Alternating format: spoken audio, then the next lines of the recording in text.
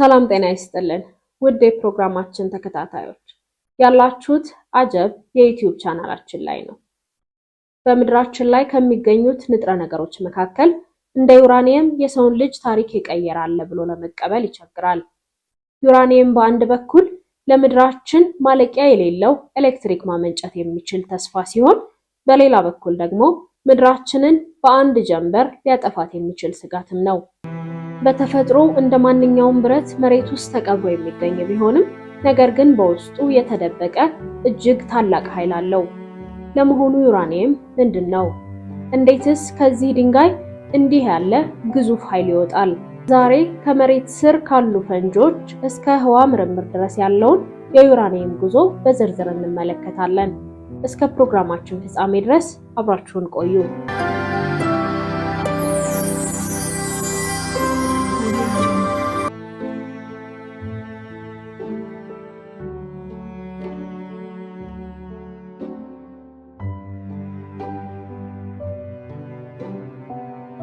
ዩራኒየም የሚለው ስም ከፍተኛ የማወቅ ጉጉትን አልፎ ተርፎም ፍርሃትን የሚቀሰቅስ ቃል ነው።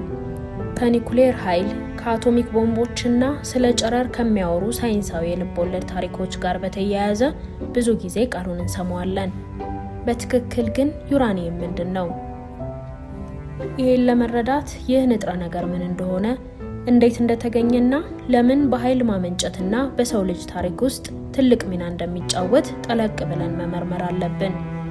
ዩራኒየም በፔሪዮዲክ ሰንጠረዥ ላይ ዩ በሚል ምልክት ተለይቶ የሚታወቅና የአቶሚክ ቁጥሩ 92 የሆነ በተፈጥሮ የሚገኝ ኬሚካላዊ ንጥረ ነገር ነው። ይህም ማለት እያንዳንዱ የዩራኒየም አተም በኒኩሌስ ውስጥ 92 ፕሮቶኖች ሲኖሩት፣ ይህ በምድር ላይ ካሉት በተፈጥሮ ከሚገኙ በጣም ከባድ ንጥረ ነገሮች አንዱ ያደርገዋል።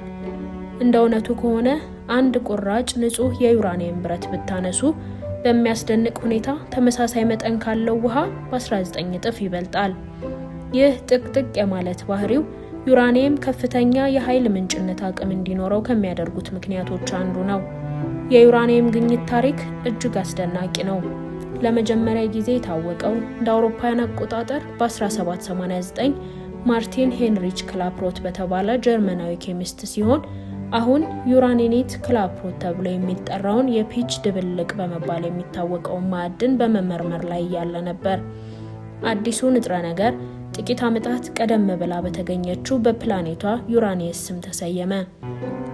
ይሁን እንጂ ሳይንቲስቶች የዩራኒየምን ሙሉ ጠቀሜታ መረዳት የጀመሩት ብዙ ቆይተው ነበር።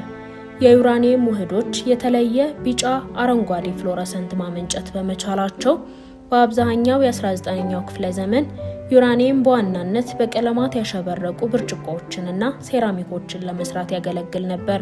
ሰዎች በወቅቱ ስለ ሬዲዮ አክቲቭ ተፈጥሮ ምንም አያውቁም ነበር። እንደ አውሮፓውያን አቆጣጠር በ1896 ፈረንሳዊው የፊዚክስ ሊቅ ሄነሪ ቤከሪዮም ዩራኒየም የፎቶግራፍ ሳህኖችን ጭጋጋማ ሊያደርጉ የሚችሉ የማይታዩ ጨረሮችን እንደሚያመነጭ ሲያውቅ ይህ ተለወጠ። ይህ ድንገተኛ ግኝት ለራዲዮ አክቲቭ ጥናትም በር ከፈተ። በኋላም በማሪና ፒየር ኩሪ የበለጠ ተሻሻለ። ስለዚህ የዩራኒየም ታሪክ ከዘመናዊው ፊዚክስ ታሪክ ጋር በጥልቀት የተሳሰረ ነው። ከኬሚካላዊ እይታ አንጻር ዩራኒየም ብር መሳይ ግራጫ ብረት ሲሆን፣ ነገር ግን ልዩ የሚያደርገው የኒኩሌር ባህሪው ነው። የዩራኒየም አተሞች ያልተረጋጉ ናቸው። እናም በሬዲዮ አክቲቭ መበስበስ ሊደርስባቸው ይችላል። በርካታ የዩራኒየም አይሶቶፖች አሉ።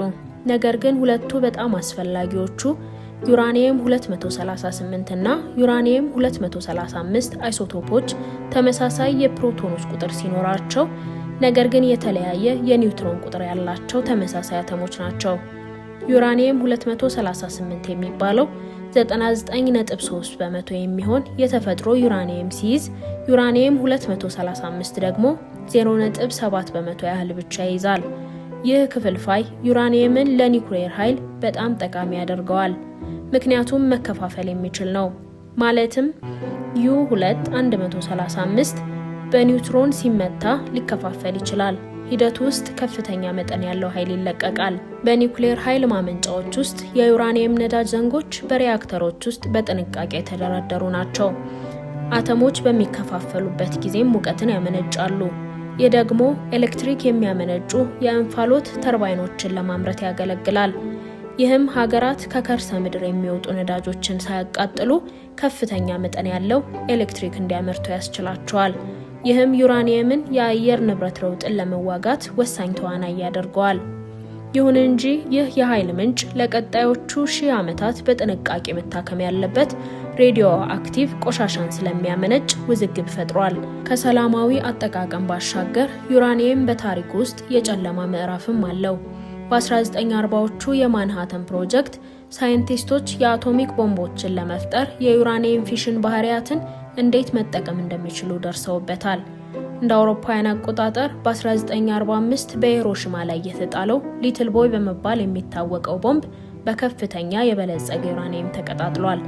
ማበልጸጊያው የሚያመለክተው በዩራኒየም ውስጥ ያለውን የዩቱ 135 መጠን የመጨመር ሂደትን ሲሆን ይህም ለጦር መሳሪያዎች ወይም ለሪአክተር ነዳጅ የበለጠ ተስማሚ ያደርገዋል።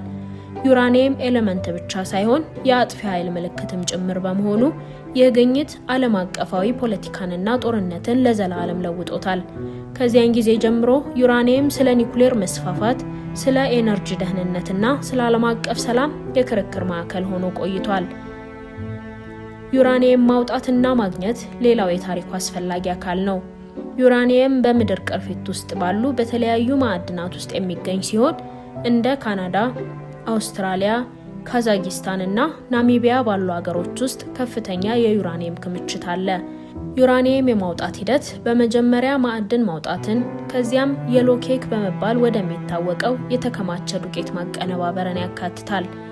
ከዚያ በመነሳት ለሪአክተር ነዳጅ ወደ ዩራኒየም ዳይኦክሳይድ እንዲለወጥ ወይም አስፈላጊ ከሆነ የበለጠ እንዲበለጽግ ማድረግ ይቻላል። የማዕድን ማውጣት ሂደቱ ራሱ እንደ የውሃ መበከልና የሰራተኞች ለጨረር መጋለጥን የመሳሰሉ የአካባቢ ስጋቶችን ያስነሳል። ስለዚህ ጥንቃቄ የተሞላበት የደህንነት እርምጃዎችን የሚጠይቅ መስክ ነው። እነዚህ ተግዳሮቶች ቢኖሩም ዩራኒየም በኒውክሌር ቴክኖሎጂ ውስጥ ሊተካ በማይችል ሚናው ምክንያት መውጣቱን ቀጥሏል። ስለ ዩራኒየም በሚደረግ በማንኛውም ውይይት ላይ ሁልጊዜም ቢሆን ጤናና ደህንነት ትልቅ ርዕሰ ጉዳዮች ናቸው። በእርግጥ ተፈጥሯዊው ዩራኒየም ደካማ ራዲዮ አክቲቭ ብቻ ነው እና ከራዲዮሎጂካል የበለጠ ኬሚካላዊ አደጋን ይፈጥራል። ትንሽ መጠን ያለው ዩራኒየም ወዲያውኑ ጉዳት አያስከትልም። ነገር ግን የዩራኒየም አቧራ ወደ ውስጥ መተንፈስ ወይም ከዩራኒየም መበስበስ ምርቶች ለከፍተኛ ጨረር መጋለጥ አደገኛ ሊሆን ይችላል። ለዚህም ነው በኒውክሌር ኢንዱስትሪ ውስጥ ጥብቅ የደህንነት ፕሮቶኮሎች የሚተገበሩት። ሌላው አስፈላጊ እውነታ የተሟጠጠ ዩራኒየም ነው።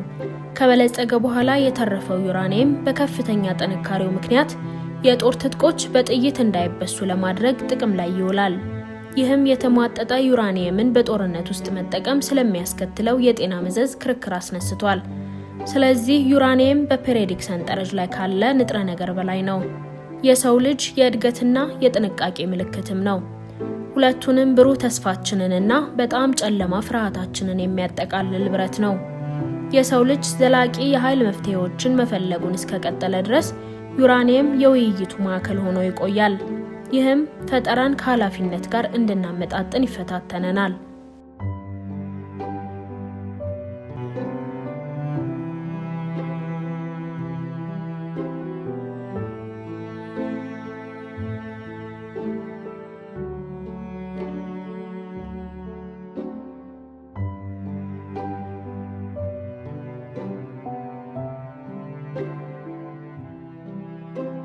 ተመልካቾቻችን ለዛሬ ያዘጋጀንላችሁ ፕሮግራም የተከታተላችሁትን ይመስል ነበር። ዝግጅታችንን ከወደዳችሁት ላይክና ሼር ማድረግ አትርሱ። ሐሳብ አስተያየቶቻችሁን ደግሞ በኮሜንት መስጫው ስር አጋሩን። ቻናላችን ለሌሎች ተደራሽነቱ ይሰፋ ዘንድ ሰብስክራይብ በማድረግ ቤተሰባችንን ይቀላቀሉ። በቀጣይ በሌላ ለየት ያለ ታሪካዊ እውነታ ተመልሰን እንገናኛለን። እስከዚያው መልካም ጊዜ